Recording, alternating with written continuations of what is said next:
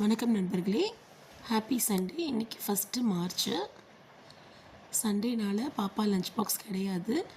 இந்த பூச்செடி double colour டேண்டிலியான்னு சொல்கிறாங்க.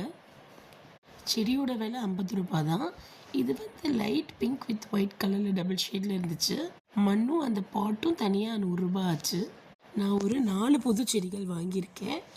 இது பேர் அந்த அண்ணா ஏதோ சொன்னார், மறந்துருச்சு. இதுவும் 50 ரூபா தான்.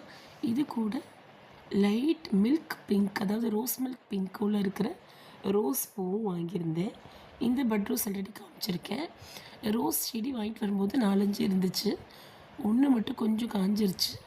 இன்னொரு மொட்டை புதுசாக வச்சுருக்கு. முட்டையோட ஓடு போட்டால் ரோஸ் நல்லா பூக்குன்னு அது அண்ணா சொன்னனால ஒரு 3 நாளாக வீட்டில் செய்கிற முட்டையோட ஓடெல்லாம் போட்டுட்ருக்கேன். இன்றைக்கி மத்தியானம் லஞ்ச் பட்டாணி புலாவ் தான். புலாவ் உதிரி உதிரியாக வர்றதுக்கு அரிசி கழுவிட்டு ஊற வைக்கும்போது 1 ஸ்பூன் தயிர் சேர்த்து ஊற வச்சிங்கன்னா இந்த மாதிரி உதிரி உதிரியாக வரும்.